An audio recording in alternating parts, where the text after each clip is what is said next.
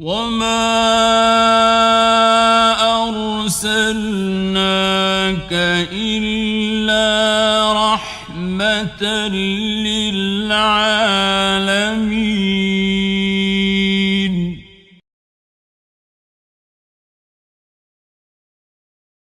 বদর যুদ্ধের শেষ প্রান্তে আমরা পৌঁছে গিয়েছিলাম এবং শেষের কাহিনীটি হচ্ছে নাজ্জাশী যিনি ইথিওপিয়ার বাদশাহ ছিলেন এবং জাফর ইবনে আবি তালেব রাদিয়াল্লাহু আনহু সহ সাহাবীদের অনেকেই তখনও আবিসিনিয়ায় ওনার তত্ত্বাবধানে আছেন, হেফাজতে আছেন। তিনি তাদেরকে জায়গা দিয়েছেন, আশ্রয় দিয়েছেন।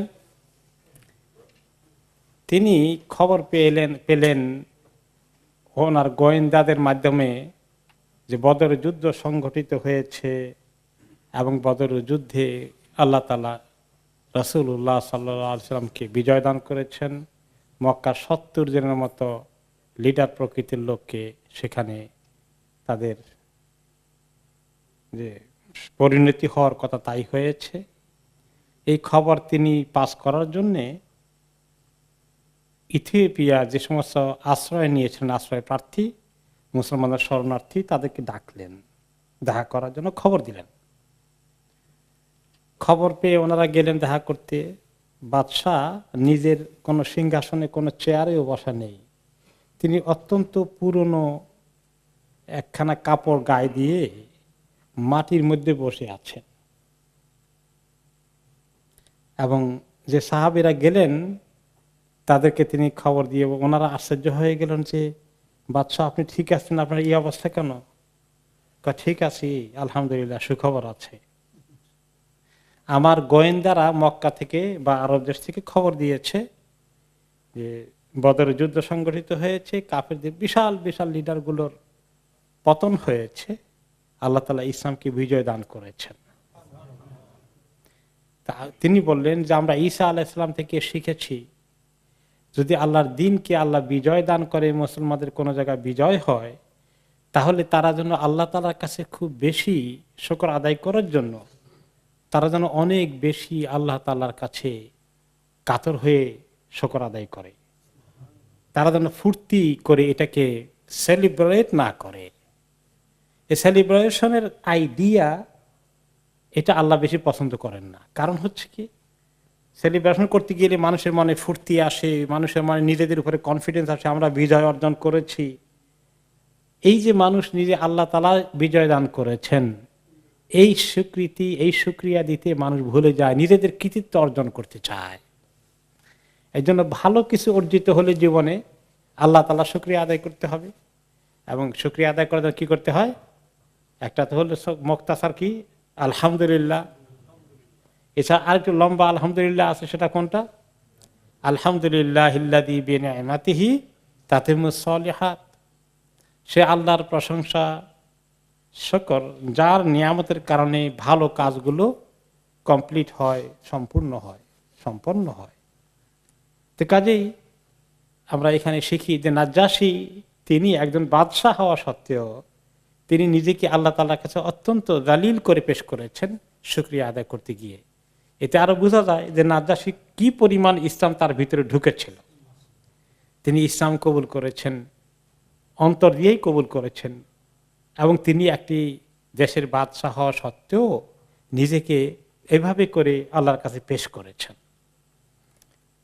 এবং এই জন্যই ওনার যখন ইন্তেকাল হয়ে যায়, রাসূলুল্লাহ সাল্লাল্লাহু আলাইহি ওয়াসাল্লাম জীবনে কারো গায়েবানা জানাজা পড়েননি, শুধু কারটা পড়েছেন? নাজ্জাশীটা পড়েছেন। বদর যুদ্ধের শেষে আল্লাহ তাআলা সূরা আল আনফাল নাজিল করলেন।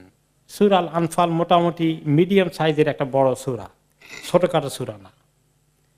পুরো সূরাটাই হচ্ছে বদর যুদ্ধ কেন্দ্রিক মুসলমানদের জন্য শিক্ষা, নসিহত, এবং আশেপাশে কাফির, মুশরিক, ইহুদি সম্প্রদায় যারা ইসলামী দুশমনী করেছে সবাইকে সেখানে আল্লাহ তাআলা নসিহত করেছেন, মেসেজ দিয়েছেন।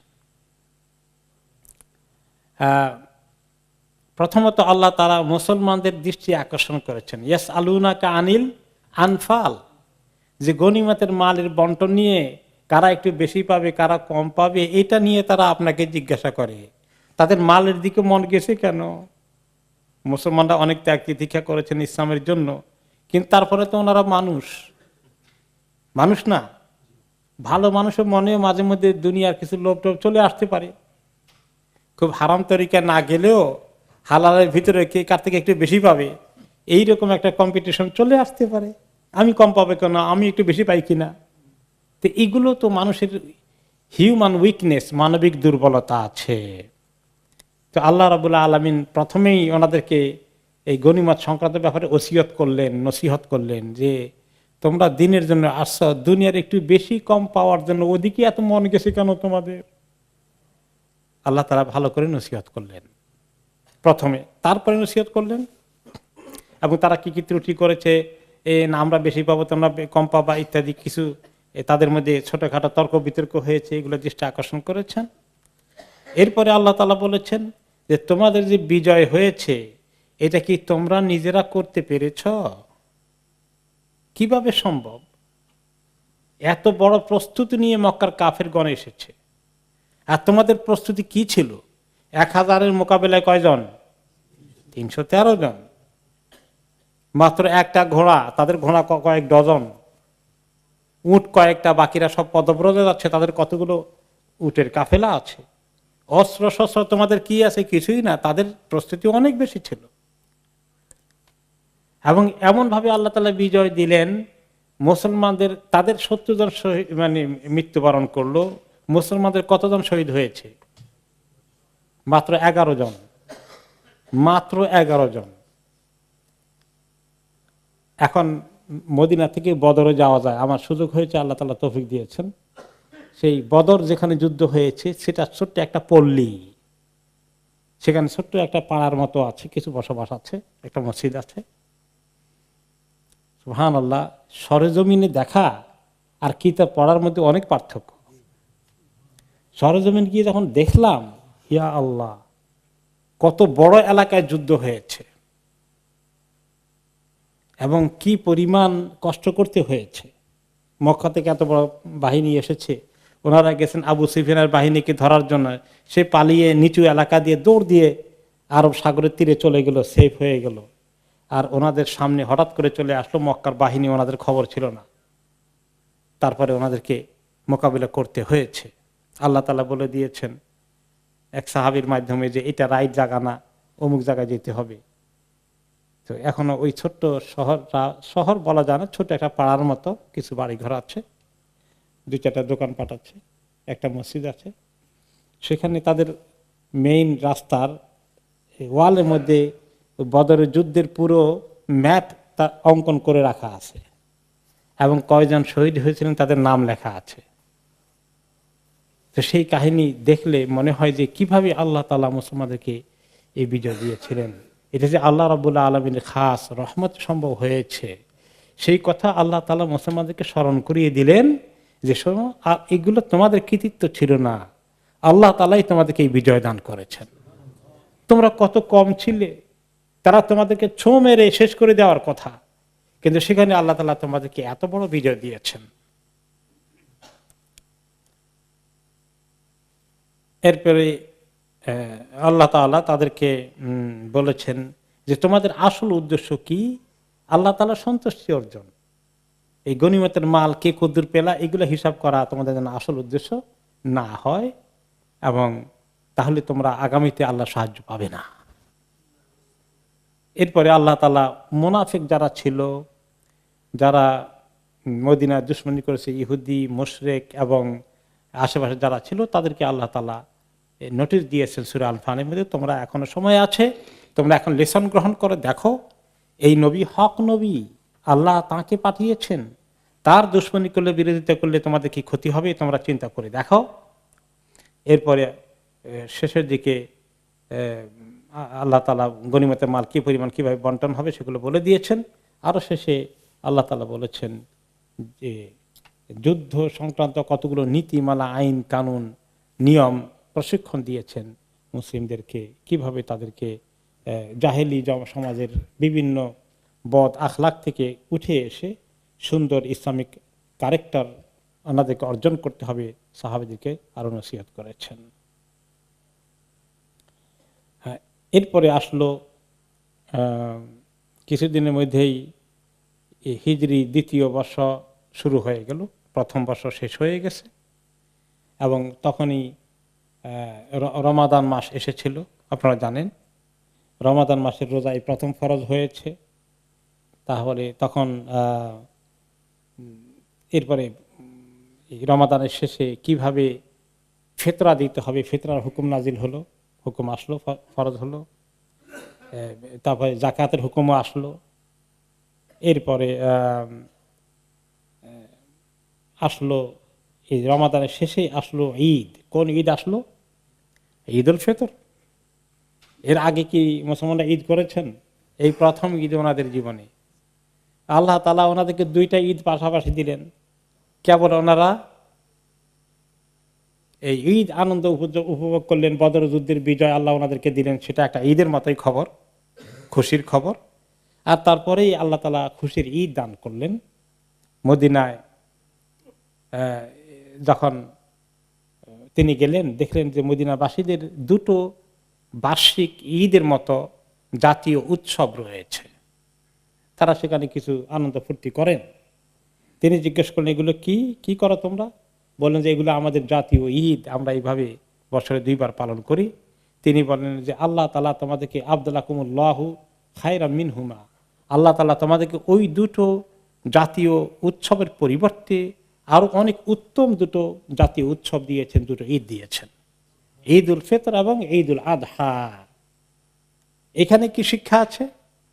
তাহলে মুসলমানদের কোনো জাতীয় বড় কোনো উৎসব নাই। মুসলমানদের জাতীয় উৎসব কি হবে? ঈদ উল ফিতর এবং ঈদ উল আদহা। এখন বিভিন্ন মুসলিম দেশের মধ্যে ইসলামের এই উৎসবকে বাদ দিয়ে বিভিন্ন নতুন নতুন দিবস আবিষ্কার হয়েছে, ঠিক কিনা বলেন? এবং সেগুলোকে আরো বড় করে দেখা হয়, অমুক জাতির জাতীয় উৎসব হিসাবে এগুলোকে পালন করা হয়। রাষ্ট্রীয়ভাবে বিভিন্ন তরিকায় এমন ফলাও করা হয় যে মুসলমানদের ঈদের তুলনায় যেন ওই ঈদের গুরুত্ব বেড়ে গেল, এই ধরনের। অথচ নবী করিম সাল্লাল্লাহু আলাইহি ওয়াসাল্লাম সেগুলোকে বাতিল ঘোষণা করে দিলেন, আর এগুলো চলবে না, এখন ঈদ হবে তোমাদের দুটো, ঈদ উল ফিতর এবং ঈদ উল আদহা। এরপরে আল্লাহ রাব্বুল আলামিন তখন তাদেরকে মনে করিয়ে দিলেন সূরা আল-আনফালের 26 নম্বর আয়াতের মধ্যে, বাদ আউযু বিল্লাহি মিনাশ শাইতানির রাজিম, যে মুমিনরা যখন খুব তাকবীর পড়তে পড়তে ঈদের মধ্যে আসলেন, সেটা আল্লাহর প্রশংসা হচ্ছে, আল্লাহু আকবার, আল্লাহু আকবার, লা ইলাহা ইল্লাল্লাহ, আল্লাহু আকবার, আল্লাহু আকবার, ওয়ালিল্লাহিল হামদ। তাহলে ঈদের মধ্যে এরকম কোন বিজয় স্লোগান নিয়ে না, আল্লাহর তাকবীর, আল্লাহ তাআলার প্রশংসা, এগুলো। তো এই জন্য আল্লাহ 26 নম্বর আয়াতে স্মরণ করিয়ে দিলেন, ওয়াযকুরু ইয আনতুম কালিলুম মুস্তাদআফুনা ফিল আরদ, তোমরা মনে করো ওই সময়ের কথা যখন তোমরা জমিনের মধ্যে খুব দুর্বল ছিলে, অসহায়, তোমাদের তেমন কোনো শক্তি মানুষের কাছে ফুটে ওঠেনি, তোমাদেরকে মনে করা হয়েছে তোমাদের কোনো শক্তি নাই, এমন অবস্থায় তোমরা ছিলে। তাখাফুনা ইয়াতাখাত্তাফাকুমুন নাস, মানুষ মনে হয় যেন তোমাদেরকে ছিনিয়ে নিয়ে যাবে, তোমাদেরকে ছোঁ মেরে নিয়ে যাবে, এমন অবস্থায় এত দুর্বল তোমরা ছিলে।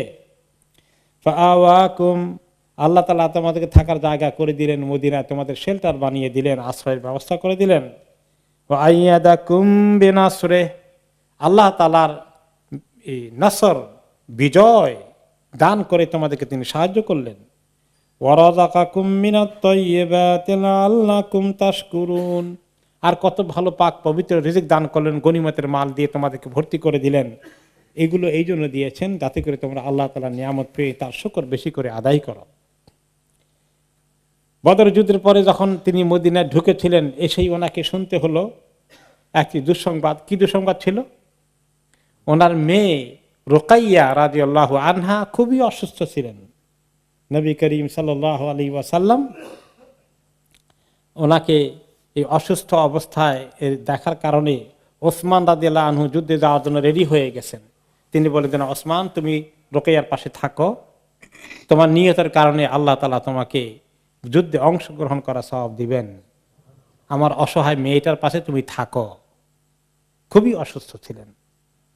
কিন্তু নবী করিম সাল্লাল্লাহু আলাইহি ওয়াসাল্লাম নিজের অসুস্থ মেয়েকে রেখে যেতে হয়েছে, তা ওনাকে দায়িত্ব পালন করতে হয়েছে।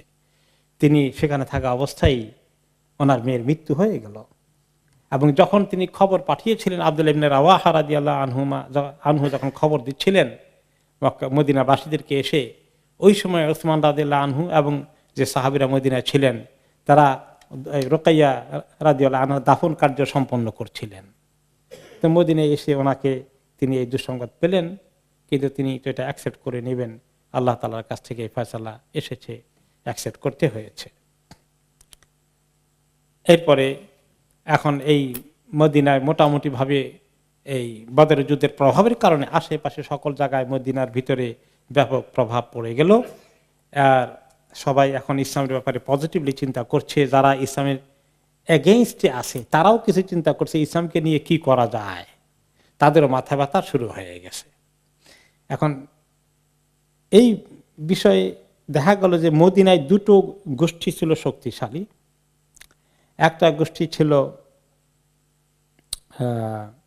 ইহুদি গোষ্ঠী, তারা সেখানে কয়েকটি কবিলা তাদের বড় বড় ছিল এবং তারা সেখানে দেখতে পেল যে মুসলমানদের তো বিজয় হয়েছে, এখন তারা প্রমাদ গণা শুরু করেছে।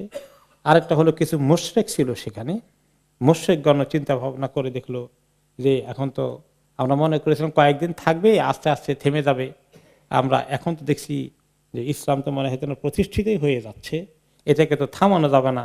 এই দুই গ্রুপ মনে মনে খুব দুশ্চিন্তাগ্রস্ত হয়ে গেল এবং তারা পরিকল্পনা করা শুরু করে দিল।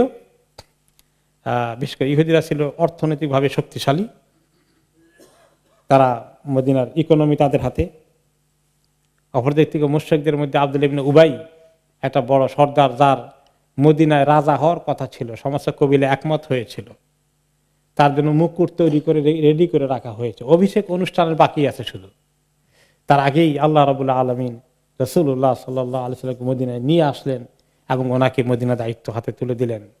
তো এই দুই গোষ্ঠী বেশি দুশ্মনী শুরু করে দিল। সে কথা সূরা আল মাইদার 82 নম্বর আয়াতে আল্লাহ তাআলা বলেছেন, লাতাজিদান্না শাদ্দান-নাসি আদাওয়াতান লিল্লাযীনা আমানুল ইয়াহুদা ওয়াল্লাযীনা আশরাকু।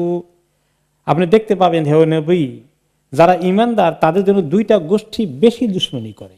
একটা হলো ইহুদি শক্তি, একটা হলো যারা মুশরিকগণ। তারা খ্রিস্টানরাও করে, কিন্তু ওই সময় খ্রিস্টানদের দুশ্মনী এমন বেশি ছিল না মুসলমানদের বিরুদ্ধে, এই দুই গোষ্ঠীর পক্ষ থেকে বেশি ছিল। আর মদিনার মধ্যে যারা মুশরিক ছিল তারা চিন্তা করে দেখলো এর আগে ইসলাম কবুল করেনি, এখন তারা চিন্তা করে দেখলো মদিনার লিডার তো হয়ে গেছেন মুহাম্মদ সাল্লাল্লাহু আলাইহি ওয়াসাল্লাম এবং যুদ্ধে অনেক বিজয় হয়েছে, এই সমাজের নেতৃত্ব ওনার হাতে চলে গিয়েছে। আমরা যদি এখন ইসলাম কবুল না করি তাহলে একদম পেছনে পড়ে যাব। এখন ইসলামটা কবুল করলে হয়তো আমাদেরকে একটু গণবে, আমাদেরকে শেয়ার করবে, আমরা মোটামুটি মদিনার এই সোসাইটির একটা গুরুত্বপূর্ণ অংশীদার হতে পারবো, তা না হলে আমরা সাইড লাইন হয়ে যাব। দুনিয়াবি হিসাব করা শুরু করে দিল। তো দুনিয়াবি হিসাব করে আব্দুল্লাহ ইবনে উবাই নেতৃত্বে যারা পছন্দ করেনি ইসলামকে মনে প্রাণে, বাধ্য হলো লোক দেখানো ইসলাম কবুল করতে।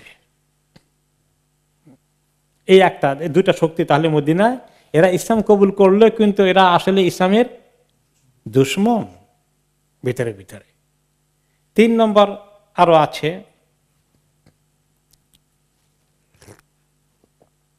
3 নম্বর তো আসলে মক্কার কোরাইশরা আছে। 4 নম্বর ধরতে হয় যে মদিনা শহরের বাইরে আশেপাশে অন্যান্য যে সমস্ত ছোটখাটো এলাকাগুলো আছে, কবিলাগুলো আছে, তারা ছিল কিছুটা ক্রিমিনাল জাতি। আরবরা, বেদুইনগণ, বেদুইনদের তেমন কোনো ইনকাম নাই, চাষবাস নাই, কারণ ওখানে কোনো ফসল নাই, হয় না। ছাগল চড়ায় কিছু লোকে, আর মেইন কাজ হলো কোন জায়গায় কখনো হঠাৎ করে আক্রমণ করে কিছু লুট করে নিয়ে আসা যায়। এইগুলো ছিল অনেক বেদুইনদের মেইন সোর্স অফ ইনকাম। এরাও কিছু এরকম করতো। কয়েক জায়গায় নবী করিম সাল্লাল্লাহু আলাইহি ওয়াসাল্লাম তাদের উৎপাতকে বন্ধ করার জন্য অভিযানও পাঠিয়েছেন। এরাও খুব চিন্তাযুক্ত হয়ে গেল যে আমাদের তো রুজি রোজগার সব শেষ হয়ে যাবে, লুটতরাজ তার করা যাবে না। এরাও মুসলমানদের ব্যাপারে এই 4 নম্বর একটা শক্তি হিসাবে ভিতরে ভিতরে তারা কিছু প্ল্যান করছে। এভাবে চলছে। কিন্তু মুসলমানদেরকে নবী করিম সাল্লাল্লাহু আলাইহি সাল্লাম এই চার দুশ্মনের কথা ওনার মাইন্ডে আছে, তাদেরকে কিভাবে মোকাবিলা করতে হবে এবং ডিল করতে হবে, সতর্কতার সাথে থাকতে হবে। বদর যুদ্ধে বিজয় হয়ে উনি কি নিশ্চিন্ত হয়ে গেছেন? না, তিনি জানেন এখন দুশ্মনী আরো বাড়বে।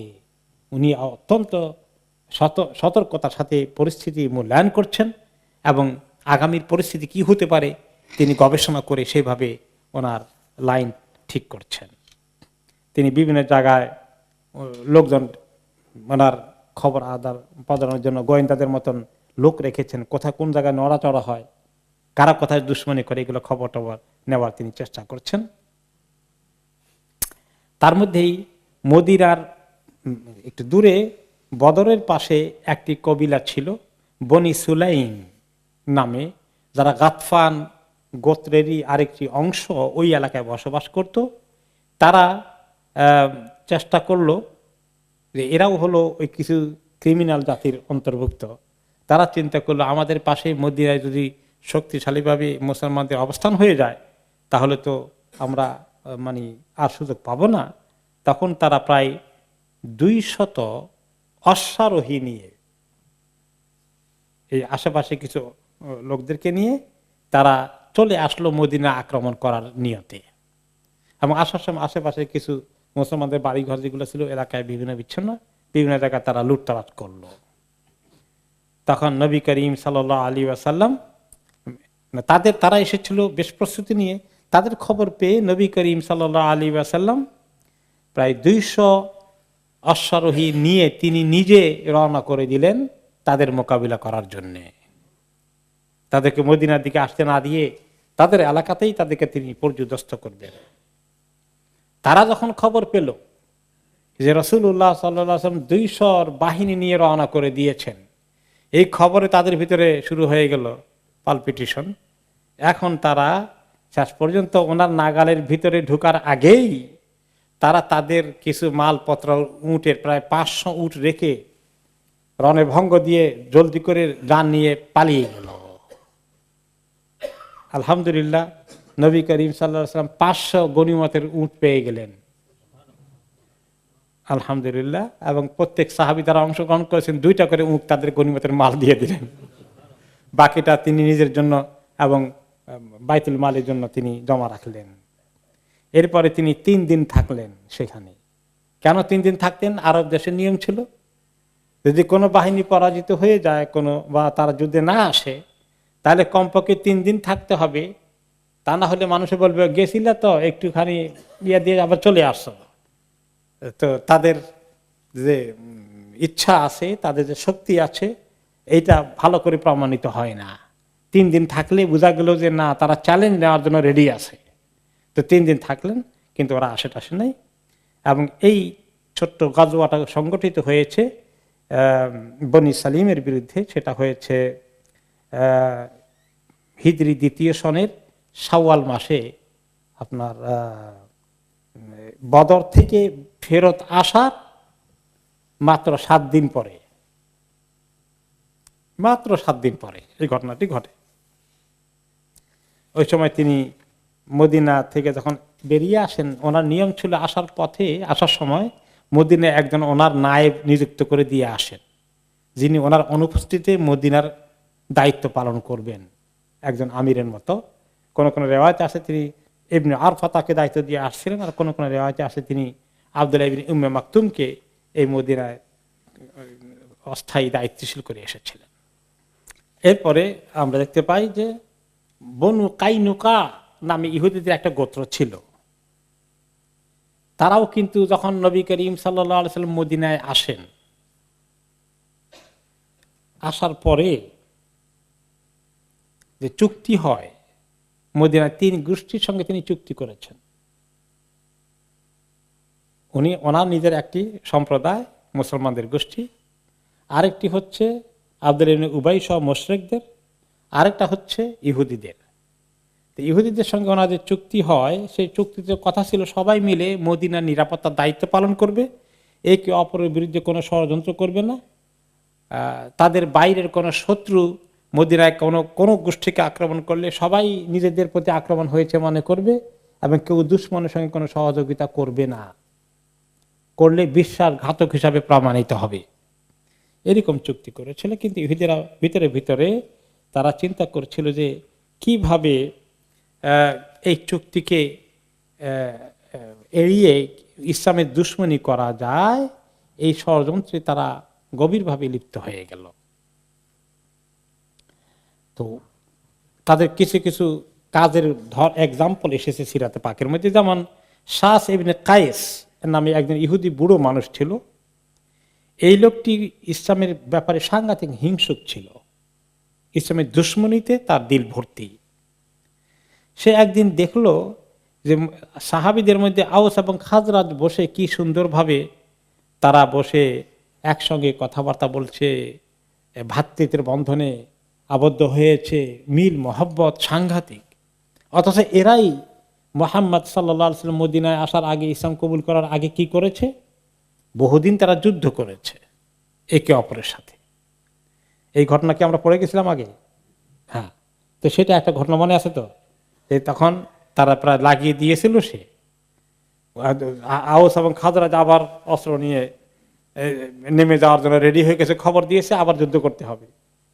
আল্লাহ তাআলা বাঁচিয়েছেন, রাসূলুল্লাহ সাল্লাল্লাহু আলাইহি ওয়াসাল্লামের কাছে খবর আসলো, তিনি দৌড়ে গিয়ে তাদেরকে, সাহাবাদেরকে যখন বুঝালেন, তখন ওনারা টের পেলেন, ও আমাদের কিন্তু আল্লাহর দুশমনরা লাগিয়ে দিয়েছিল একে অপরের বিরুদ্ধে। আলহামদুলিল্লাহ, এটা মোটামুটি সেখানে থেমে গেল। এরপরে বনু কাইনুকা, এরা একটি বড় গোষ্ঠী। এদের মধ্যে অনেকেই ছিল যারা মেইনলি ব্যবসায়ী ছিল, তাদের ব্যবসা ছিল, এরা ছিল মেইনলি স্বর্ণকার, অলংকার বানানোর ব্যবসা তাদের হাতে ছিল। তারা ভালো পয়সাওয়ালা ছিল। তারা মদিনার ভিতরেই, শহরের ভিতরেই তাদের বসবাস ছিল। স্বর্ণকার, কর্মকার, যেটাকে কামার বলে বাংলায়, এই জাতীয় কাজগুলো, এই পেশাগুলো তাদের হাতে ছিল। ভালোই তারা পয়সাওয়ালা ছিল। এবং সেখানে তারা ওই যে ওখানকার যারা কর্মকার, তারা শুধুমাত্র দা কুড়াল খন্তা বানাতো না, তারা যুদ্ধের অস্ত্রের জন্য তখনকার যে সমস্ত ছোরা, তরবারি, তীর, বর্ষা, এগুলো তৈরি করত। তাহলে মনে করেন যে এগুলো তো ভালো একটা পেশা, মানে কোয়াইট রিচ তারা। ওকে, তাদের মধ্যে প্রায় কোয়াইট গুড নাম্বার যারা লড়াই করতে পারে, 700 মতো লোক লড়াকু ছিল, লড়াই করতে পারে। এবং তাদেরকে বলা হতো যে তারা ইহুদিদের মধ্যে সবচেয়ে বেশি সাহসী।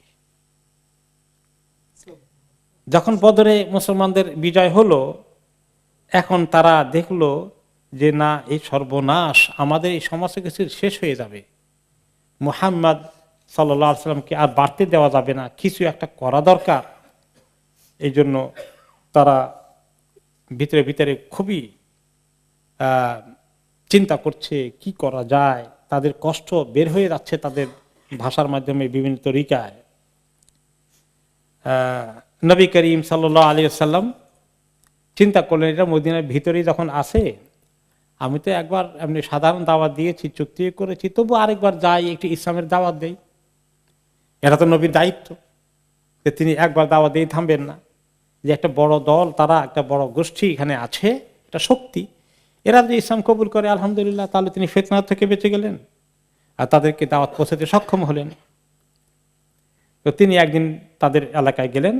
তাদের এলাকাটার মধ্যে একটা বাজার আছে, বড় বাজার, যেখানে তাদের সমস্ত প্রোডাকশনগুলো বিক্রি হয়। এটাকে বলা হয় সুকু বনি কাইনুকা, বনি কাইনুকার বাজার। ওই বাজারে তিনি গেলেন এবং সেখানে তারা যখন বাজারের মেইন টাইম, সেখানে সবাইকে তিনি দৃষ্টি আকর্ষণ করেন। উনি যাওয়ার কারণে তারা অনেকে আসলো। এসে তিনি তখন তাদেরকে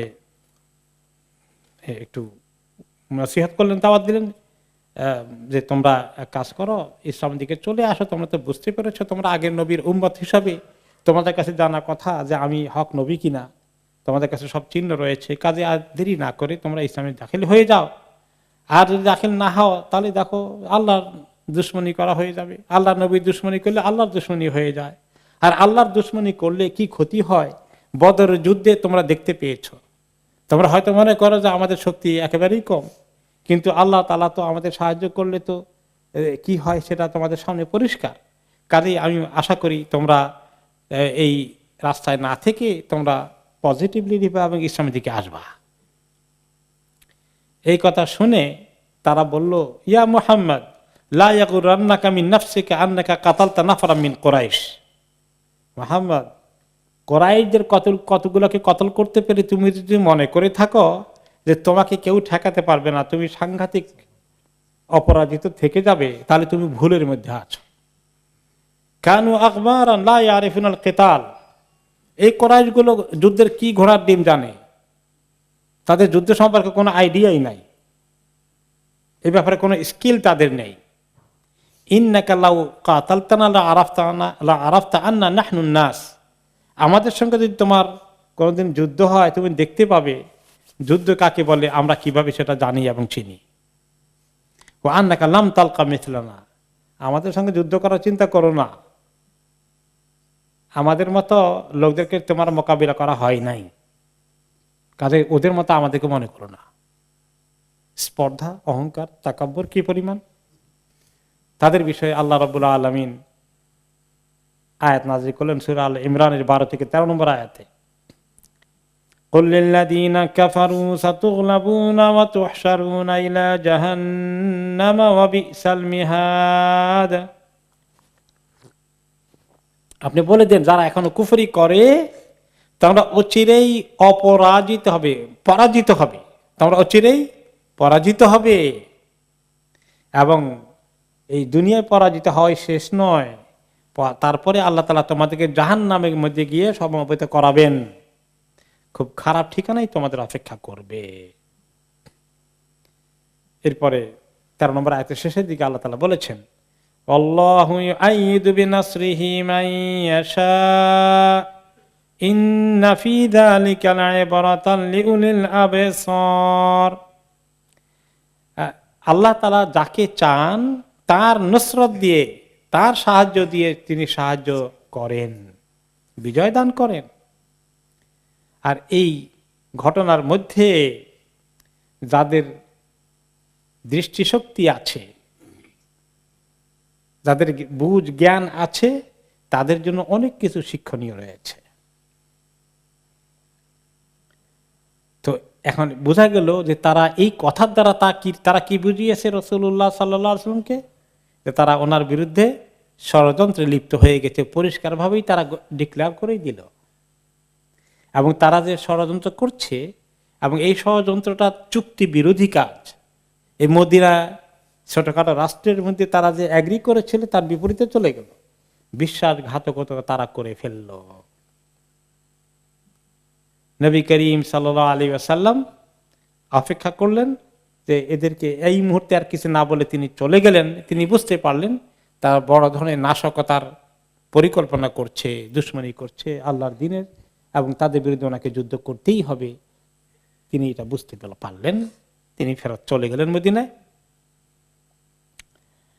এরপরে তারা আরো কিছু করলো, বিভিন্নভাবে মুসলমানদেরকে তারা নাজেহাল করা, অ্যাবিউজ করা, যেখানে সুযোগ পায় নেগেটিভ মন্তব্য খুব অতিষ্ঠ করে ফেললো। এমনকি কোনো কোনো রেওয়ায়েতে আসছে, ঐতিহাসিক রেওয়ায়াত, যে একজন মহিলা অন্য জায়গার থেকে তাদের ওখানে গিয়েছিল, আরব কোনো মহিলা, এবং সেখানে সে ওই বাজারে কিছু কাজে গিয়েছে, এবং একজন স্বর্ণকারের দোকানের পাশে সে বসেছিল, হয়তো বা কোনো কিছু স্বর্ণকারের অলংকার তৈরি করতে দিয়েছে।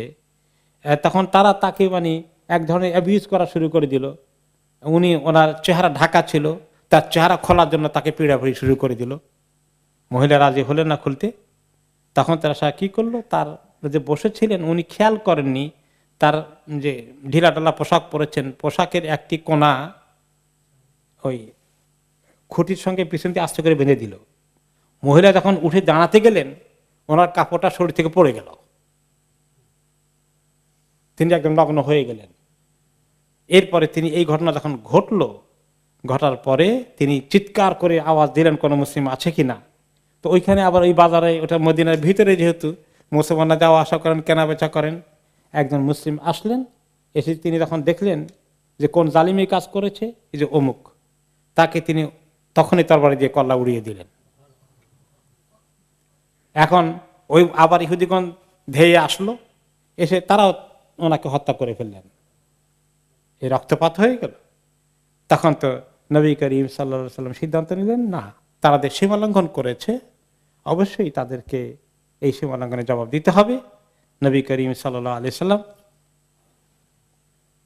মদিনায় আবু লুবাবা নামে এক ব্যক্তিকে, সাহাবীকে দায়িত্ব দিয়ে তিনি তাদের পল্লীতে বা তাদের এলাকায় আসলেন। মদিনার ভিতরে যে এলাকায় তারা বসবাস করে, একটা সাইডে তারা বসবাস করত, সেখানে তিনি যুদ্ধ করার জন্য বাহিনী নিয়ে চলে আসলেন। হামজা রাদিয়াল্লাহু আনহুকে ওনার যুদ্ধের ফ্ল্যাগ হাতে দিয়ে পাঠিয়ে সামনের দিকে দিলেন এবং বনু কায়নুকা তিনি পৌঁছলেন। এসে তারা যখন টের পেল যে মুসলমানরা তাদেরকে আক্রমণ করার জন্য এসে গেছে, তাদের এলাকাটা আসলে খুব প্রোটেক্টেড এলাকা, তারা কিন্তু সিটেফোটা আলাদা খোলা বাড়িতে বসবাস করতো না, তারা চতুর্দিকে ওয়াল করে নিরাপত্তা বেষ্টনী তৈরি করে তারপরে বসবাস করত। তখন তারা সবাই তাদের ওয়ালের ভিতরে ঢুকে পড়লো দুর্গের মতো করে এবং এসে সেখানে তারা আশ্রয় নিল। এবং সেটা ছিল প্রায় শাওয়াল মাসের মধ্যখানে 14-15 তারিখ, সেদিন ছিল শনিবার। এবং তিনি এসে তাদের চতুর্দিকে ঘেরাও করে ফেললেন। এই ঘেরাটা প্রায় 10 দিন পর্যন্ত ছিল। প্রায় মধ্য শাওয়াল থেকে শুরু করে প্রায় জিলকাদা মাসের চাঁদ উঠার আগ পর্যন্ত প্রায় 2 সপ্তাহের মতো তিনি তাদেরকে ঘেরাও করে রাখলেন। 2 সপ্তাহ তারা ঘেরাও হয়ে থাকলো, তারা বের হতে পারছে না। এখন তাদের মনে কিছু ভয় ঢুকে গেল, তারা মানসিকভাবে দুর্বল হয়ে পড়ল। তখন তাদেরকে তারা বলল যে আমরা সন্ধি করি, যুদ্ধ না করে কোন একটা সন্ধি করে আমাদের নিরাপত্তার ব্যবস্থা হোক। পরে তারা আবার গিয়ে ধরল আব্দুল্লাহ ইবনে উবাই, সে ছিল তাদের সঙ্গে, তার যোগাযোগ ছিল আগে, কোন রকম তার কাছে খবর পাস করে দিল। আব্দুল্লাহ ইবনে উবাই এসে নবী করিম সাল্লাল্লাহু আলাইহি ওয়াসাল্লামের সঙ্গে তিনি তাদের বিরুদ্ধে যুদ্ধ করার জন্য, সন্ধি না করে যুদ্ধ করার জন্য তিনি প্রস্তুত, তাদেরকে যে শাস্তি পাওয়া সেটা দেওয়ার জন্য তিনি রেডি। কিন্তু আব্দুল্লাহ উবাই নবী করিম সাল্লাল্লাহু আলাইহি ওয়াসাল্লামের সঙ্গে অনেক বেয়াদবি করলো, যে না, আমি মুসলিম, আপনি আমার কথা শুনতে হবে ইত্যাদি, অনেক খারাপ ভাবে নিয়ে ওনাকে বাধ্য করলেন যে রাসূলুল্লাহ সাল্লাল্লাহু আলাইহি ওয়াসাল্লাম বাড়াবাড়ি না করে তাদের সঙ্গে চুক্তি হয়ে গেল। তারা তখন শেখ সরিন্দা ওখান থেকে মদিনা ছেড়ে তারা চলে যাবে এবং তারা এখানে আর থাকবে না, এই নিরাপত্তা তাদেরকে দেওয়া হলো। তো এই নিরাপত্তা নিয়ে তারা সেখান থেকে সিরিয়া দেশের দিকে চলে গেল। আলহামদুলিল্লাহ, মদিনার ভিতরের একটা শত্রু নিপাত হয়ে গেল, মদিনাটা সিকিউর হয়ে গেল। বাকি আরো ইহুদি যারা বাইরে ছিল তাদের সঙ্গে পরবর্তী পর্যায়ে কি হয়েছে সেগুলো পরে আসবে ইনশাআল্লাহ। এরপরে তারা সেখানে যখন তারা চলে গিয়েছে, তারা সবকিছু নিতে পারেনি, অনেক কিছু রেখে গিয়েছে, অনেক সম্পদ, অনেক অস্ত্র শস্ত্র। কথা ছিল কোনো অস্ত্র নিয়ে যেতে পারবে না, শুধু তাদের আত্মরক্ষার জন্য সামান্য বড় বড় অস্ত্রগুলো রেখে যেতে হয়েছে। আলহামদুলিল্লাহ, মুসলমানদের মোটামুটি অস্ত্রের সম্ভার ভালোই জমায়েত হলো এবং অনেক সম্পদ গনিমতের মাল হিসেবে ওনারা পেলেন। এরপরে দেখা গেল যে আরো যারা ছিল, মদিনার আশেপাশে মুশরিক গোষ্ঠী ছিল এবং মদিনা থেকে যারা মুনাফিক আছে আর ইহুদিরা আছে, আশেপাশে লোকগুলোকে তারা উৎসাহিত করছে তারা মদিনায় অ্যাটাক করার জন্য। তার মধ্যে অ্যাটাক করতে গিয়ে সোয়াইক নামক এক এলাকায় আছে, সেখানে তারা চেষ্টা করলো যুদ্ধ করার জন্য। বিশেষ করে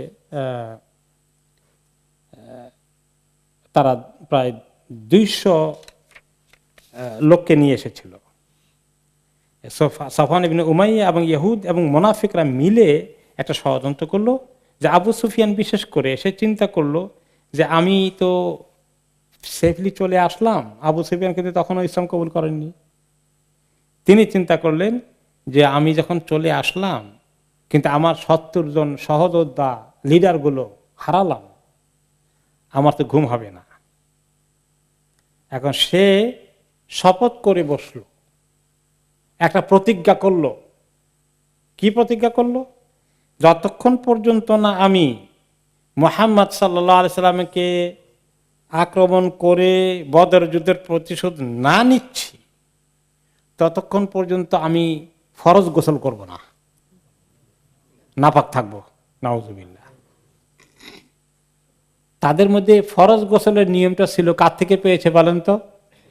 ইব্রাহিম আলাইহিসসালামের কাছ থেকে যা কিছু ছোটখাটো বাকি ছিল তার মধ্যে এই একটা জিনিস ছিল যে মানুষের শরীর নাপাক হয়ে গেলে ফরজ গোসল করা লাগে। এখন সে প্রতিজ্ঞা করলো আমি প্রতিশোধ না নেওয়া পর্যন্ত ফরজ গোসল করব না। এখন তার কতদিন গোসল না করে, ফরজ গোসল না করে এভাবে থাকবে? তার প্রতিজ্ঞা পূর্ণ করার জন্য 200 ঘোড়সওয়ার নিয়ে সে মদিনার দিকে রওনা হয়ে ফেললো।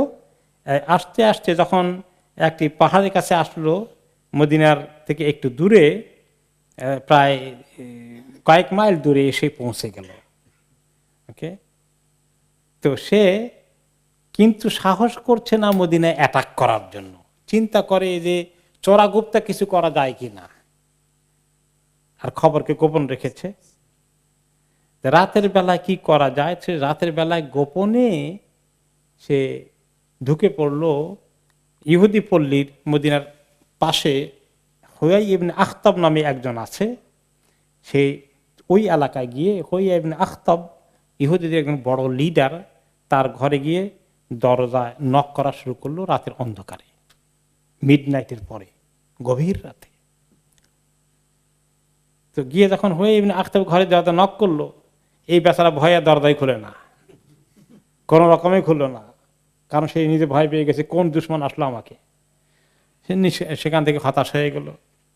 তো চলে গেল পরে আরেক ইহুদির কাছে, তার নাম হলো সালাম ইবনে মিশকাম। সে ছিল বনী নাদির এই ইহুদি কবিলার সবচেয়ে বড় সর্দার, তার কাছে চলে গেল। সে ছিল মেইন সম্পদশালী ওই কবিলার মধ্যে। তার ওখানে গিয়ে যখন নক করলো, সে জিজ্ঞাসা করলো কে, তা পরিচয় দিল। এরপরে তাকে সে ঢুকালো ঘরের মধ্যে, খুব মেহমানদারি করলো, ভালো করে মদ টদ খাওয়ালো। সে চিন্তা করলো যে পাইছি তো আমার পার্টনার, ষড়যন্ত্র করা সুবিধা হবে। সে তো মহা খুশি, তাকে নিয়ে ওয়েলকাম করলো। এরপরে সব খবর গোপনে রেখে তার সঙ্গে বসে অনেক কিছু কথাবার্তা বলল। এরপরে দেখা গেল যে তারা, আবু সুফিয়ান পরের দিন এসে মদিনার এক পাশে শহরের বাইরে একটুখানি দূরে বিচ্ছিন্ন একটা মুসলমানদের এলাকা ছিল আল আরিদ, এই এলাকায় একটু আক্রমণ করে ফেললো। ওইখানে কিছু খেজুর বাগান আছে এবং সেখানে কিছু পশু আছে চড়ায়, একজন রাখাল এবং তার একজন সাথী হঠাৎ করে অ্যাটাক করে ওখানে একটু কুড়ি ঘর যা ছিল খেজুর গাছের মধ্যে আগুন টাগুন লাগিয়ে দিল এবং এই দুইজনকে কতল করে সে তার কমপ্লিট করলো মিশন। তারপরে এতটুকুন করেই সে জলদি করে আবার তার বাহিনী নিয়ে মক্কার দিকে দৌড়ে পালিয়ে গেল। রাসূলুল্লাহ সাল্লাল্লাহু আলাইহি ওয়াসাল্লাম টের পাওয়ার আগে বা তাকে ধরার আগে মোটামুটি তার প্রতিজ্ঞা পূর্ণ হলো। এতটুকু নিয়ে এখন বোধহয় হয়তো ফরজ গোসল করতে পারবে। তো নবী করিম সাল্লাল্লাহু আলাইহি ওয়াসাল্লামের কাছে যখন খবর গেল, খবরকার সঙ্গে সঙ্গে তিনি কিছু বাহিনী নিয়ে দিলেন তার পিছনে ধাওয়া। কিন্তু তারা খুব এত দ্রুত গতিতে এত আগে চলে আসে, তিনি ধাওয়া করে আর তাদেরকে ধরতে পারলেন না। এরপরে তারা যাওয়ার সময় তারা যখন টের পারলো, ও আমাদেরকে ধাওয়া করছে তো মুহাম্মদ তার বাহিনী নিয়ে, এখন তারা তাদের দৌড়ানোর মানে দৌড় দেওয়ার গতি অনেক গুণ বাড়িয়ে দিল। বাড়ি গিয়ে দেখে যে তাদের সঙ্গে যে উট আছে, ঘোড়া আছে, এগুলোর মধ্যে তারা বেশ কিছু সামান নিয়ে এসেছে। কারণ যুদ্ধ কতদিন করবে কি সমাচার। সামানগুলোর মধ্যে অন্যতম সামান হলো সুয়াইক। সুয়াইক হলো গমের ছাতু, চেনেন? এটা ছিল আরব দেশের একটা ড্রাই ফুড হিসাবে অত্যন্ত পরিচিত খাবার। তারা কোনো সফরে গেলে টেলে কোনো জায়গায় যেখানে পাকশাক করা যাবে না, সেখানকার জন্য গমের ছাতু নিয়ে যেত। সেটার সঙ্গে কিছু গুড় জাতীয় জিনিস, মিষ্টি জাতীয় জিনিস মিশিয়ে অথবা খেজুর দিয়ে এক ধরনের লিকুইড তৈরি করতো। আমাদের দেশে এরকম রসালো গুড় থাকে যে, এগুলো দিয়ে মিক্স করে বা অন্য কোনো সময় মধু দিয়ে মিক্স করে, পানি দিয়ে মিক্স করে তারা খেয়ে নিত। তো এগুলো কয়েক বস্তা নিয়ে গেছে, বেশ কিছু পরিমাণে, কারণ কতদিন ধরে অ্যাটাক করবে না করবে। জলদি করে এগুলো কয়েকগুলো সব ফেলে কোনো রকম পাতলা কর, তাহলে গরু উটগুলো আর ঘোড়াগুলো যেতে পারে। তো মুসলমানরা তাদেরকে ধাও করতে দিয়ে পারলেন, বহু বস্তা পেলেন এগুলা। মাশাআল্লাহ, গনিমতের মাল পাওয়া গেল। এরপরে বহুদূর গিয়ে যখন তারা দেখলো তাদের নাগালের বাইরে চলে গেছে, আর হয়রান হয়ে লাভ নেই, তারা তো পালিয়ে গেছে, তখন নবী করিম সাল্লাল্লাহু আলাইহি ওয়াসাল্লাম গনিমতের মাল নিয়ে চলে আসলেন আবার ফেরত মদিনায়। এই জন্য এই যে এই গাজওয়া যুদ্ধের এই অভিযানটাকে বলা হয় গাজওয়াতু সাউইক, সাউইকের অভিযান। সাউইক মানে হলো সাতু, তার নাম হয়ে গেলে ইতিহাসে সাতুর অভিযান, কারণ প্রচুর ছাতু পাওয়া গেল সেখানে। এরপরে আরেকটি ঘটনা, গাজওয়াতু জি আমার নামে আরেকটি ছোট্ট অভিযান করতে হলো। সেটা হলো নবী করিম সাল্লাল্লাহু আলাইহি সাল্লাম কাছে খবর আসলো যে বনি ইসালাবা এবং বনি মুহারিব নামে পাশের দুটো কবিলা তারা ঐক্যবদ্ধ হয়েছে যে মদিনার আশেপাশে ছোটখাটো ছিটে ফোটা মুসলিম বাড়িঘরগুলো যেগুলো আছে এগুলোতে আক্রমণ করে লুটতরাজ করবে। নবী করিম সাল্লাল্লাহু আলাইহি সাল্লাম প্রায় 450 জন সাহাবীর বাহিনী নিয়ে, তিনি সেখানে অনেকেই ঘোড়সওয়ার ছিলেন, উটে সওয়ার ছিলেন, কিছু পায়দল ছিলেন, তাদেরকে নিয়ে তিনি চলে আসলেন তাদেরকে ধাওয়া করতে। এবং মদিনায় তিনি দায়িত্ব দিয়ে আসলেন এবারে ওসমান রাদিয়াল্লাহু আনহুকে, ওসমান ইবনে আফফান ওনাকে দায়িত্ব দিয়ে আসলেন। এরপরে নবী করিম সাল্লাল্লাহু আলাইহি সাল্লাম যখন আসলেন, রাস্তায় তাদের একজনকে পেলেন, তার নাম ছিল জাব্বার, বনি ইসালাবা গোত্রের। ওকে, তাকে অ্যারেস্ট করা হলো। অ্যারেস্ট করে যখন রাসূলুল্লাহ সাল্লাল্লাহু আলাইহি ওয়াসাল্লামের কাছে নিয়ে আসা হলো, তিনি তাকে ইসলামের দিকে দাওয়াত দিলেন। দাওয়াত দেওয়ার পরে সে ইসলাম কবুল করলো। এমনকি পরবর্তী পর্যায়ে ওরা যারা ভেগে যাচ্ছিল আক্রমণকারীরা, তাদেরকে কেমনে ধরা হবে রাস্তা দেখানোর জন্য তাকে ব্যবহার করলেন, যে কোন রাস্তা দিয়ে আসে কোন রাস্তা দিয়ে যাবে। তারপরে যখন ওই টের পেলো ওরা যে তাদেরকে ধাওয়া করার জন্য মদিনার বাহিনী চলে এসেছে, তখন তারা অনেক দূরে খুব দ্রুত গতিতে পাহাড়ের চূড়ায় উঠে বহু চড়াই উতরাই পেরিয়ে তারা পালিয়ে গেল মদিনার বাহিনীকে দেখে। নবী করিম সাল্লাল্লাহু আলাইহি সাল্লাম তাদের রেখে যাওয়া জায়গায় পৌঁছলেন। সেই জায়গাটার নাম ছিল দি আমর বা দু আমর। পরে ওখানে তিনি কিছুদিন থেকে, যেভাবে নর্মালি থাকেন 3 দিনের মতো, সেখানে থেকে তিনি চলে আসলেন। এটা ছিল সফর মাসে হিজরি 3য় সনে ওর কাছাকাছি সময়।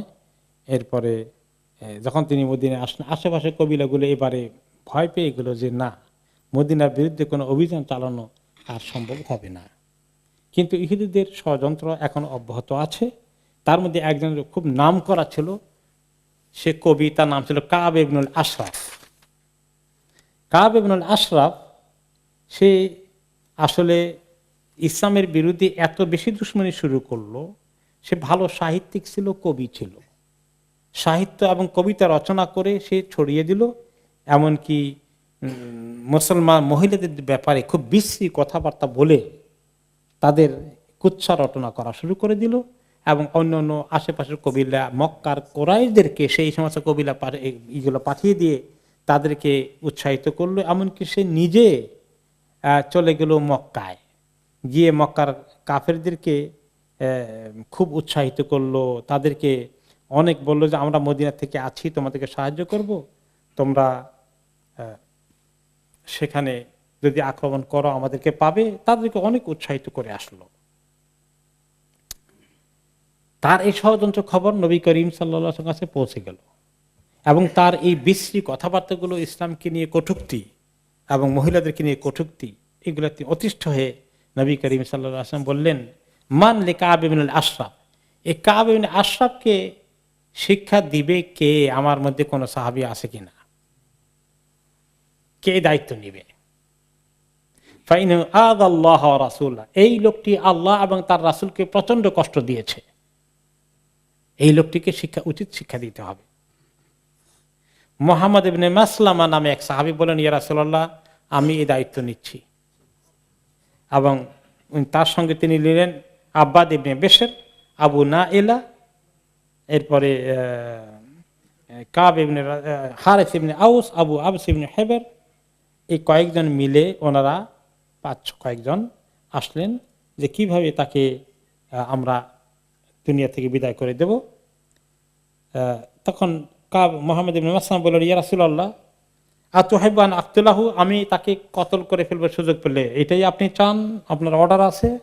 তিনি বলছেন অবশ্যই, কারণ সে আল্লাহ এবং তার রাসূল যে দুশমনী করেছে এটা তার পাওনা হয়ে গেছে। তখন তিনি বলেন আমাকে হুকুম দেবেন, আমি কিছু নাটক করব, তার সাথে কিছু কথাবার্তা বলবো, তাকে ধোকায় ফেলে দেব, তারপরে আমি যা করার করবো, এটা আপনি আমাকে পারমিশন দিবেন, অ্যালাউড আছে? তিনি বললেন যে অ্যালাউড আছে, তুমি যাকে যেভাবে পটাইতে পারো। এবং একটা কথা তিনি আরেকটা হাদিসে তিনি বলেছেন, আল হারবু খুদা, যুদ্ধ কি ধোকা, যুদ্ধ কি ধোকা, মানে দুশমনকে বলতে হবে। তিনি এইরকমই করতেন, দুশমন আসে তিনি রওনা করবেন এই দিকে, কিন্তু আসলে তিনি আগে রওনা করতেন কোন দিকে, ওই দিকে। ঠিক হিজরতের সময় তিনি তাই করেছেন, মদিনার দিকে রওনা করে রাতের অন্ধকারে রওনা করেন নাই, ইয়ামানের দিকে উল্টা দিকে রওনা করছেন, যাতে করে কারা ওইদিকে যাবে গিয়ে ওনাকে ওইদিকে খুঁজতে যাবে, পাবে না। গাড়ে সাউরে 3 দিন লুকিয়ে থেকে তারপরে ইয়ামানের দিকে গিয়ে আবার ঘুরে এরপরে মদিনার রাস্তায় এসেছেন। নবী করিম সাল্লাল্লাহু আলাইহি ওয়াসাল্লামকে আল্লাহ তাআলা এই সমস্ত জ্ঞান দিয়েছেন।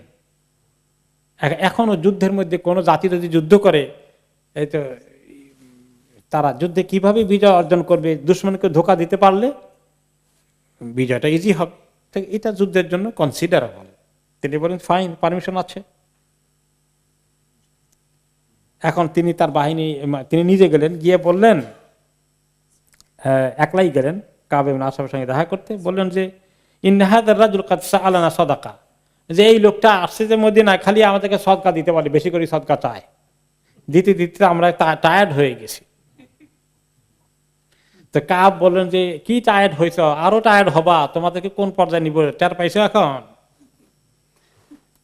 মুহাম্মদ ইবনে মাসলামা বললেন যে আমরা তো আসলে কি করব, তারা অনুসরণ করে তো ঠেকে গেছি, এখন আমরা দেখি না কদ্দূর যাইতে পারে, তার সঙ্গে মানে ডিসকাশন করতেছে আর কি, আলাপ করছে। তবে আমরা আসছিলাম আসলে বেকায়দা পড়ে গেছি, আর দিয়ে কুলাইতে পারি না, এখন আমাদেরকে তুমি একটু যদি কিছু খেজুর দিতা, কর্জ দিতা, আমাদের সিজন এসে গেলে তোমাকে আমরা খেজুরগুলো শোধ করে দেব। ওয়াসকান আও ওয়াসকাইন, ওয়াস্ক বলতে মানে খেজুরের একটা বড় পরিমাণ, হয়তো মানে 1 মণ 2 মণ এই জাতীয় বোঝানোর জন্য আমরা বলি 1 মণ দিব, 2 মণ দিব, 3 মণ দিব, তারা এরকম আর কি, যে ওয়াসাক অথবা 2 ওয়াসাক পরিমাণ একটু খেজুর কি আমাদেরকে ধার দেবেন। আমাদের দেশে মৌসুম আসার আগে গরিব কৃষকরা কি করে, ধার নেয়, যে আমাদের তো ধান আসবে, আমাদেরকে 1 মণ বা চাল ফুরিয়ে গেছে, একটু চাল দেন, আমাদের ধান আসলেই আপনাদেরকে দেব। একসময় আমাদের ছোটকালে এগুলো দেখেছি, এরকম করে নিতে আসছি। তখন সে বললো যে তো দেব, তো দিতে হলে তো উনি আবার ওনার সাথী যারা ছিল সবাইকে বললেন তোমরা সবাই এইভাবে বলবা যে আমরা কিছু ধার নিতে এসেছি। তাহলে ধার যে নিবা, ধার নিতে হলে তোমরা যে ফেরত দিবা গ্যারান্টি তো নাই, তো কিছু একটা রেহেন রাখতে হবে, বন্ধক রাখতে হবে, মর্গেজ। কি মর্গেজ রাখবা, কি বন্ধক রাখবা? তারা বললো যে তো আইয়ো সাইয়ুন তুরিদ, কি ধরনের মর্গেজ দেবো, কি বন্ধক রাখলে আপনি মোটামুটি সিকিউরিটি ফিল করবেন? বলে এর হানুনি নিসা আকুম, তোমাদের স্ত্রীদেরকে, মহিলাদেরকে আমার কাছে বন্ধক রাখো। কি দুষ্ট প্রকৃতির লোক। তখন ওনারা বললেন কাইফানার হানুকা নিসা আনা ওয়া আনতা আজমালুল আরব, আমাদের মহিলাদেরকে আপনার কাছে কেমনে বন্ধক রাখবো, আপনি দেখতে শুনতে যেমন সুন্দর আছেন, মানানসই, স্মার্ট, আমাদের মহিলাদেরকে আপনার কাছে বন্ধক রাখলে আমরা কি নিরাপত্তায় থাকতে পারি? ফাতার হানুনি আবনা আকুম, তাহলে তোমাদের ছেলেদের বলে ছেলে মেয়ে কিছু বন্দি রাখি দাও, বাচ্চাদেরকে কাছে, তোমাদের কাছে ছোট বাচ্চাদেরকে কেমনে রাখি, কেউ কোনখানে ধরে নিয়ে এদেরকে কৃতদাস বানিয়ে ফেলে, এটা তো আমাদের নিরাপত্তা নাই। তা বাচ্চারা একদিন বড় হলে বলবে যে দেখো আমার বাবা এই 1 মণ 2 মণ খেজুরের জন্য আমাকে বন্ধক রাখছিল। কি একটা দুর্নামির কথা না এগুলো, বাবা পারে ছেলেকে এভাবে দিয়ে, তুমি বলো। তো বলে তাহলে কি দিবা বলো? আর কি দেবো, আমাদের যে সামান্য অস্ত্রটা আছে সেইটা রাখতে পারি আপনার কাছে বন্ধক, অস্ত্রটা বন্ধক রাখি। ঠিক আছে তাহলে অস্ত্র বন্ধক রাখো। 5-6 জন যে আসছেন সবাই অস্ত্র নিয়ে আসছেন, অস্ত্র নিয়ে তো আসতে পারতেন না আপনি, এখন বন্ধক দেওয়ার উসিলায় তো অস্ত্র পাওয়া গেল, অস্ত্র আনার সুযোগ হয়ে গেল। তো অস্ত্র নিয়ে আসলেন। এরপরে হাঁটতে হাঁটতে ওনারা বললেন যে এক কাজ করেন, আমরা আপনার সঙ্গে কিছু, আপনি এত সুন্দর সাহিত্যিক কবি, আসছি খালি কিছু এই খেজুর নিয়ে যাব, আপনার একটু সাহিত্য শুনি, আমরা একটু কবিতা টবিতা শুনুন আমাদেরকে। হ্যাঁ, তো তারপরে বলে যে ঠিক আছে শোনো, অনেকক্ষণ কথাবার্তা শুনলো টুললো। তারপরে একজন আছেন ওনাদের ওই গ্রুপের মধ্যে, মোহাম্মদ ইবনে মাসলামা, ওকে। তারপর বললো যে আবু না এলা ওইভাবে করলেন, মোহাম্মদ মাসলামা সেভাবে করলেন। তারপরে মোহাম্মদ মাসলামা বললেন, শোনেন আমার তো আরো একটা কথা আছে, কিন্তু এই কথাটা আমি আপনাকে প্রাইভেটলি বলতে হবে, আমার সঙ্গীরা যেন কেউ না শুনে। কি করতে হবে তাহলে? শুনবো। এতক্ষণ গল্প গুজব আড্ডায় এমন সুন্দর তার সঙ্গে সবাই মিশছে, কোনো সন্দেহ তার সৃষ্টি হয় নাই। আর কোন কোন রেওয়ায়তে আসছে ওনারা যখন এটা দ্বিতীয়বার আসলেন আর কি অস্ত্র নিয়ে, প্রথমবার আসছিলেন তো অস্ত্র ছাড়া কথাবার্তা বলে ঠিক আছে অস্ত্র নিয়ে আসি, এবার অস্ত্র নিয়ে আসলেন। অস্ত্র নিয়ে এসে যেই দরজা নক করেছে, এবারে কে, যে আমরা আসি অমুক। তখন তার স্ত্রী সে আরেকটা বিয়ে করছে, মানে নতুন বিয়ে করছে, কেবল আগের গুলো আছে বিবি, আরেকটা নতুন করে বিয়ে করছে। ওই মহিলা যখন বললো যে আমরা অমুক আসি, মোহাম্মদ মাসলাম অমুক অমুক অমুক, মহিলা বলল এদের কথার আওয়াজ থেকে আমি রক্তের গন্ধ পাচ্ছি। কিরকম মহিলা, যে তুমি সাবধান। না না না, ওদের সঙ্গে আমার অনেক কথাবার্তা হয়েছে, তারা এই দুঃসাহস করবে না, তুমি এটা কোনো চিন্তা করবে না। তো এখন ইনি বললেন যে আবু নাইলা বললেন যে আমার তো কিছু খাস কথা আছে, সবার সামনে বলতে পারবো না, আপনি আমাকে পার্সোনালি টাইম দিতে হবে, এই একটু ভিতরে যাই আমরা, একটু অন্ধকার এরিয়া, এরা যেন না দেখে। ওকে, তারপর ওরা পেছন দিয়ে আসলে আসুক, কিন্তু আপনাকে কানে কানে কথাটা বলতে হবে। তো বললো যে এই লোকটা যে আসছে মদিনায় এসে গেড়ে বসছে, আমরা যে কি মুসিবতে আছি, আমার সমস্ত আরব আমাদের দুশ্মন হয়ে গেছে, এখন আমাদের কি করা যায়, আমরা আর টায়ার্ড হয়ে গেছি, আর পারি না। তো আসলে আমি যেটা আপনাকে বলছি এই কথা, কিন্তু এই সবাই কিন্তু তারা একমত আছে, আপনাকে কনফিডেন্স দেওয়ার জন্য একলা একলা বলছি। তখন সে মোটামুটি অনেক কনফিডেন্স সৃষ্টি হয়ে গেল। তো এরপরে যখন তারা আস্তে আস্তে আসলেন, তিনি তাদের সবাইকে পরিচয় করিয়ে দিলেন যে এই অমুক অমুক অমুক, সবাই আমার সঙ্গে একমত আছে, আমরা কি করা যায়, আপনার সঙ্গে বসে কথা বলবো। তো এই কথাগুলো আবার কে কোনখান দিয়ে শুনে ফেলে আবার মদিনে গিয়ে পৌঁছাই দেয়, একটু আমরা গোপন এড়িয়ে গিয়ে কথাটা ফাইনালি আপনার সঙ্গে বলি, একটু মশাওয়ারা করি, কি করতে পারি, আমাদের করণীয় কি হওয়া উচিত। তো হাঁটতেছে, কথা হাঁটতেছে, খালি তো একলা হাঁটলে হবে না, আপনি আপনার কবিতা পড়তে পড়তে আমাদেরকে একটু শোনান না, এই হাঁটার টাইমটাও কাজে লাগাই। তাকে অন্য জগতে নিয়ে যাচ্ছে মানসিকভাবে। তারপরে তিনি সাহাবেদেরকে বললেন বাকি কয়জনকে যে আমি তাকে কবিতা শোনার জন্য উৎসাহিত করব, আর আমি একটা টেকনিক করব, যে সে তো অনেক সুগন্ধ ব্যবহার করে, অনেক পয়সাওয়ালা দামি আতর ব্যবহার করে, তার সুগন্ধ নাম করা। তো আমি হাঁটতে হাঁটতে তার সুগন্ধ নিতে চাইবো, মাথা থেকে, চুল থেকে, যে সে সুগন্ধ নেওয়া নিয়ে আমি যদি কায়দা পাই, তার চুল ধরে ফেলবো এইভাবে, আর তোমার সঙ্গে সঙ্গে তখন অ্যাকশন নিয়ে ফেলবা। তো হাঁটছে হাঁটছে হাঁটছে, কিছুক্ষণ পরে তিনি বললেন যে আমি কি সুগন্ধ তুমি লাগাইছো, আল্লাহ এই সুগন্ধ তো আমি জীবনেও দেখি নাই, শুনি নাই, পাই নাই। ওকে, তাই বলে যে সুগন্ধ কি, আমার কাছে যে সুগন্ধ আছে দুনিয়া কোন জায়গায় পাবা, দুনিয়ার মহিলারা কি এমনি আমার জন্য পাগল হয়? তো আমার এক কাজ করে না, কোন রকমে আপনারা একটু সুগন্ধ নেই, মাথা থেকে একটু দিবেন, জাস্ট একটু নাক লাগাই নেই, অসুবিধা কি না?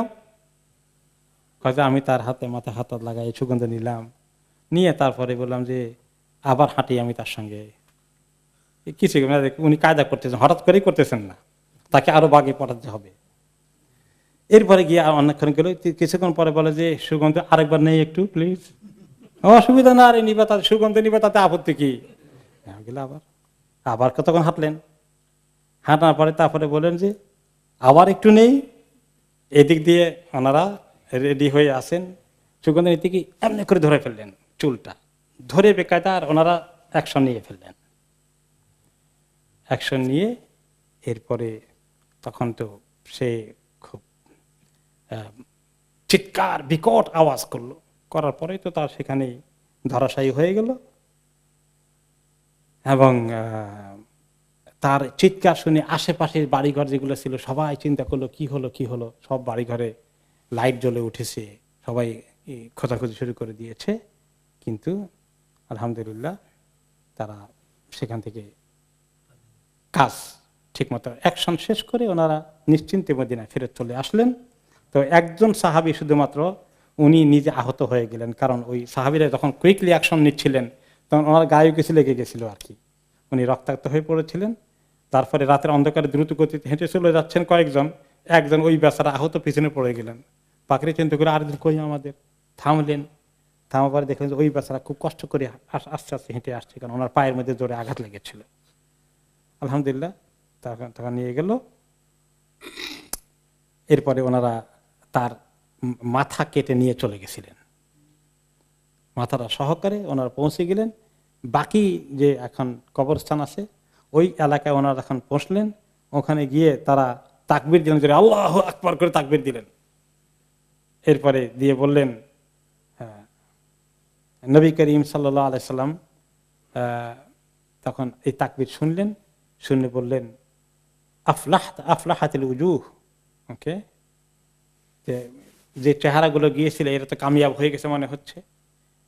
এরপরে উনি আসলেন, এসে দেখলেন যে ওনার সামনে তার মাথা নিক্ষেপ করলেন, দেখালেন এই। তারপরে তিনি বললেন যে আলহামদুলিল্লাহ, আল্লাহ তাআলা এক দুশমনকে নিপাত করে দিয়েছেন। এরপরে ইহুদিদের মধ্যে একটা ভয় ঢুকে গেল, তারা ষড়যন্ত্র প্রকাশ্য করার আর কোনো সাহস করতে পারল না। এভাবেই একটি পর্যায়ে গেল, কিন্তু ওদের ভিতরে ভিতরে ষড়যন্ত্র তখন বাকি আছে, পরবর্তী পর্যায়ে সেগুলার কিছু এক্সাম্পল আসবে। আলহামদুলিল্লাহ মোটামুটি এই ঘটনা কয়েকটির মাধ্যমে কয়েকটি পার্টিকে ধাওয়া করা, কাব ইবনে আশরাফের মতো ব্যক্তিত্বের পৃথিবী থেকে বিদায় হয়ে যাওয়া, এগুলো একটা মেসেজ চলে গেল যে রাসূলুল্লাহ সাল্লাল্লাহু আলাইহি ওয়াসাল্লামকে আল্লাহ তাআলা মদিনায় মোটামুটিভাবে নিরাপত্তা দেবেন, ওনার সঙ্গে চ্যালেঞ্জ করা এত সহজ হবে না অন্যান্য কাফেরদের। এই মেসেজটা দুনিয়ার বিভিন্ন জায়গায় পৌঁছে গেল। এখানে আমরা থামি ইনশাআল্লাহ। এরপরে উহুদ যুদ্ধের আগে আরো কয়েকটি ঘটনার প্রক্রিয়া আছে, সেগুলো আমরা শুনবো ইনশাআল্লাহ তাআলা।